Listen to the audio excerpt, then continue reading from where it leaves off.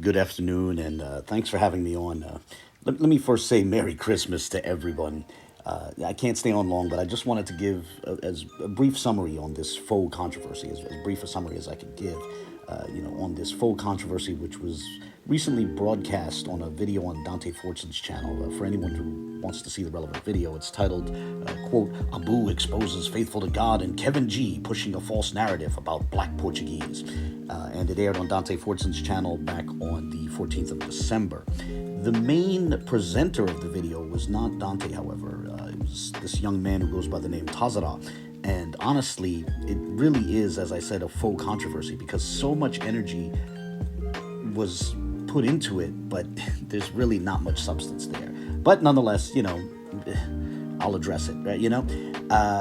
I just want to begin with a point about apparent motivations, however, as they were building towards this, as this was building and they were, talking about this presentation, Tazarah posted a comment on Facebook, which I found interesting and worthy of note and it's the comment you see on your screen. He wrote, quote, I've always known Abu was deceptive and had an agenda, but there was never anything solid that I could point to.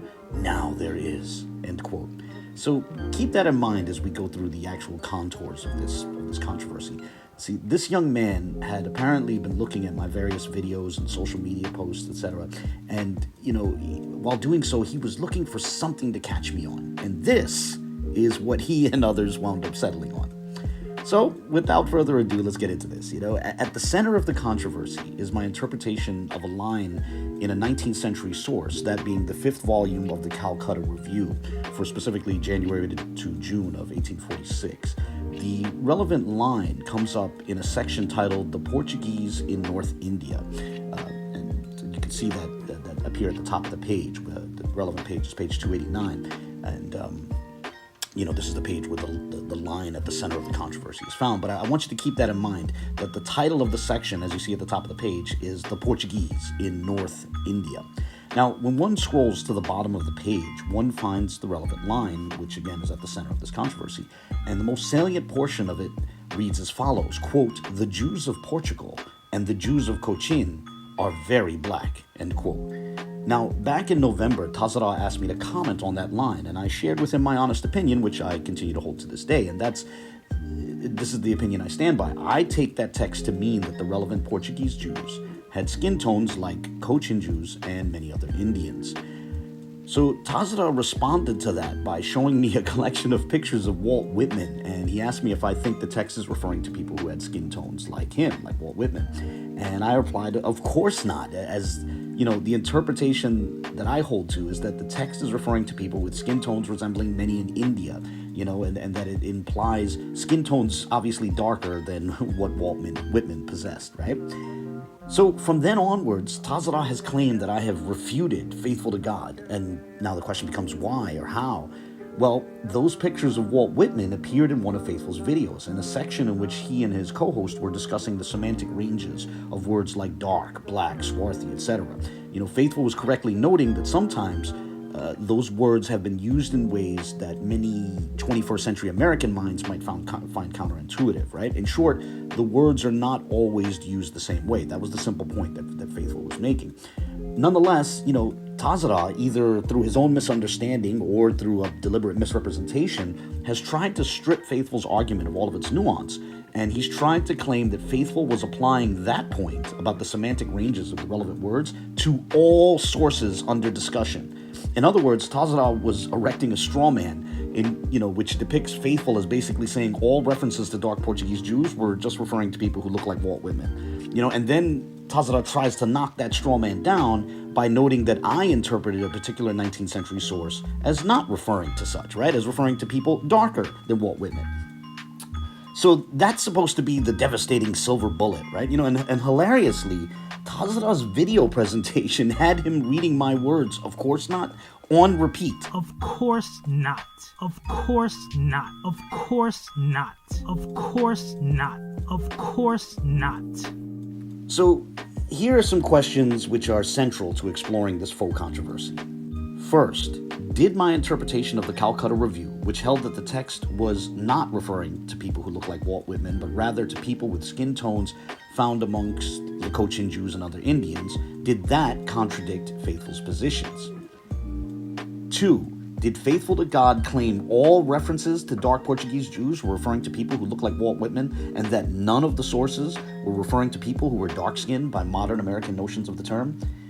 Right? Now, we're going to get into that, but however, before we get into Faithful's actual position, permit me to note that when Tazarah read my comment on air, he seemed to only then notice that I was interpreting the text as stating that the relevant Portuguese Jews resembled other Indians, and at that point he expressed incredulity. Let's see what Abu says. From your screenshot, it seems the author is referring to people with dark skin tones like one finds among many Indians. Among many Indians, where are you getting that from? Anybody but black people, huh? Even though it says they were literally black. So, with that, permit me to briefly note that the relevant line is comparing the relevant Portuguese Jews to Cochin Jews, which is a population in India. And remember that title, the title of the section, which is at the top of the page, which reads The Portuguese in North India.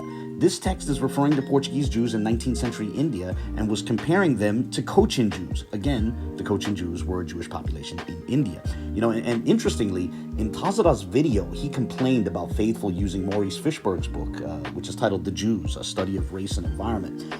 Tazarah objected that the book dates to 1911, which he felt was too late. However, ironically, the source he asked me to comment on, the source at the center of this controversy, the 1846 Calcutta Review, is roughly contemporaneous with Fishberg's book. There's only about 6 decades between these two sources, right? One is from 1846, the other one's from 1911. One's from the middle of the 19th century, one's from just after the end of the 19th century.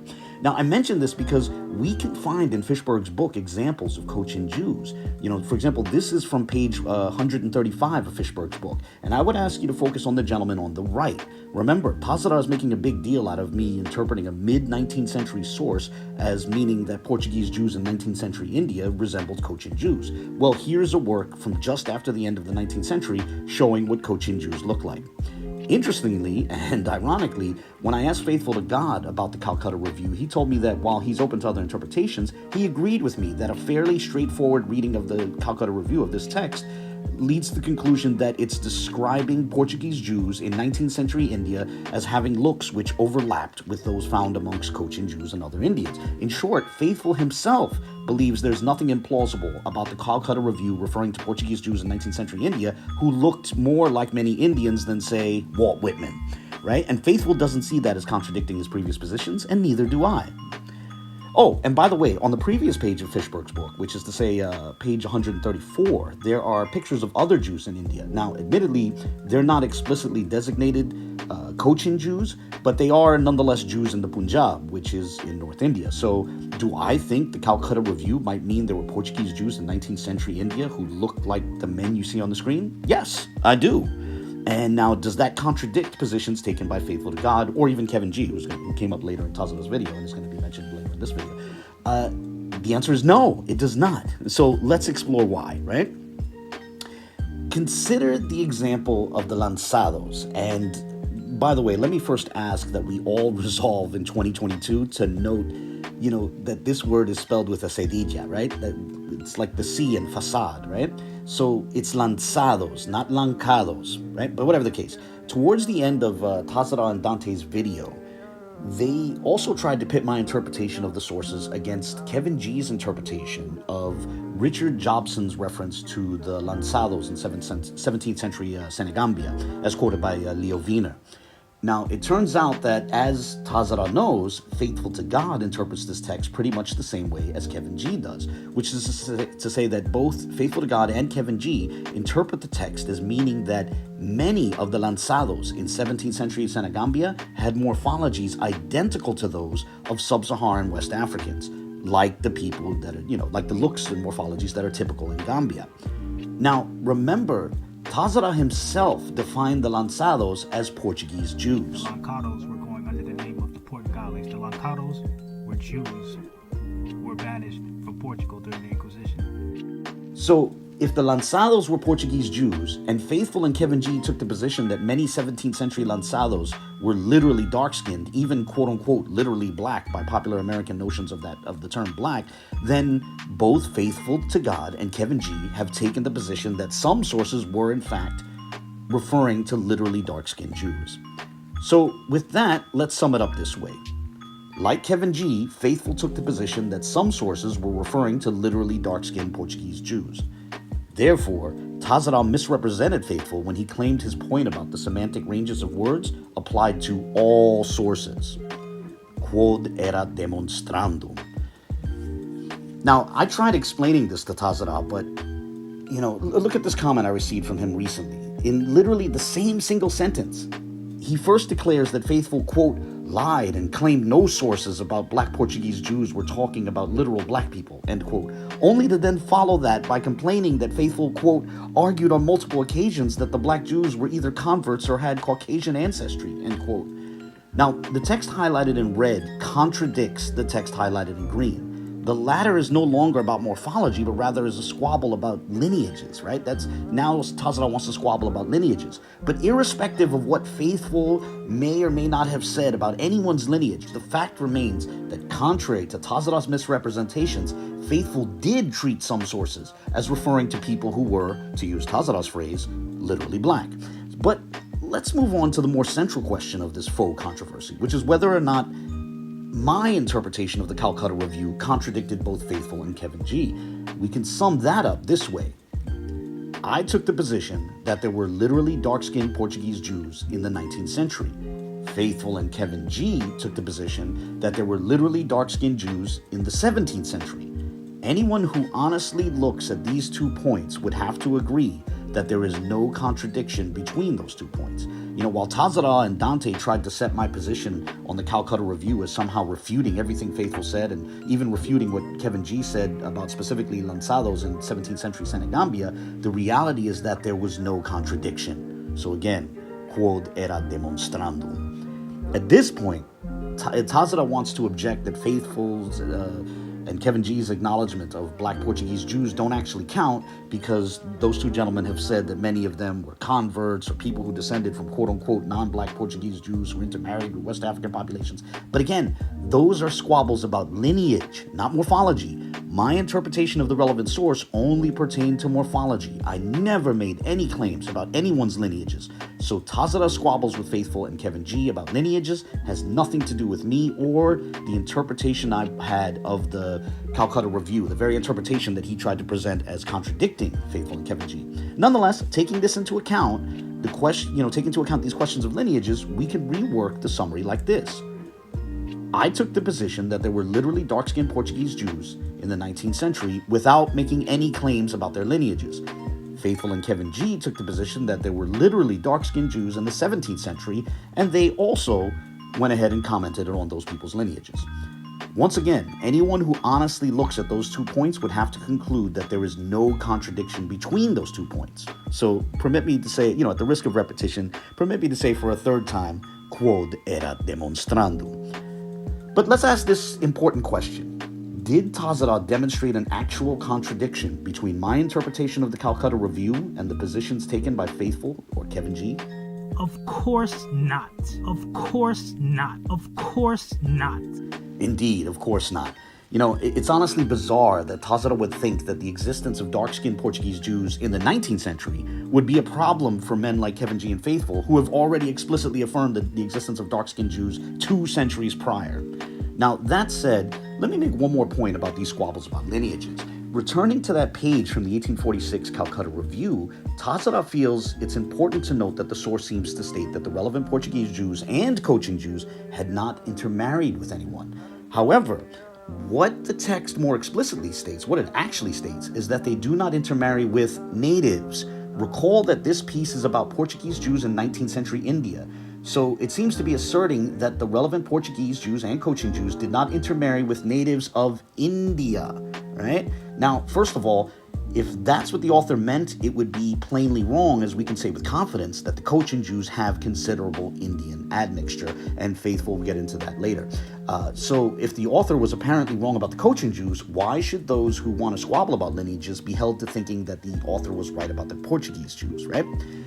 So Faithful to God, Kevin G, and anyone else is free to just assume that, yeah, sure, the Portuguese Jews in 19th century India were dark-skinned, and maybe that was because maybe they looked like Indians, and maybe that's because they were intermixing with Indians, despite what this author claimed. But even if we put the accuracy of the statement aside, Saying that these Jews did not mix with natives of India does not mean that they did not intermarry with anyone else. That's just simple logic, right? If I say that, my father's line has never intermixed with Eskimos, that does not mean they didn't intermix with anyone else. Again, that's simple logic. But Tazarah, who is so scandalized by Faithful saying he failed to comprehend a variety of sources, seems to have missed the nuance of what this text is stating. He misread this text as well. But beyond that, remember that Tazarah was trying to pit specifically my interpretation of the text against Faithful and Kevin G. However, when he tries to argue that the text means the Portuguese Jews have never intermarried with anyone, he's no longer presenting my interpretation of the text. Rather, he is switching out my interpretation of the text for his own. He's replacing my interpretation with his own interpretation. So it's no longer about pitting my interpretation against Faithful to God and Kevin to G. He's pitting his own interpretation against them, and it's a rather obvious bait and switch. So with that, I'll close here. As I have to run, I'll simply say that Tazarah's video presentation was, on a best case scenario, confused, and on a worst case scenario, deceptive. That is to say, he either badly misunderstood the propositions he was trying to pit against each other, or he was deliberately misrepresenting them. Whatever the case, the result was a bad argument, and honestly, I would have preferred to not get mired in all this. Nonetheless, it's telling that both Tazarah and Dante thought they had something here. It seems to hint loudly that maybe they don't have much to work with at this time. Oh well. On that note, I'd like to wish both of them, Tazarah and Dante, and everyone else, a very Merry Christmas. And with that, I'm out of here. God bless.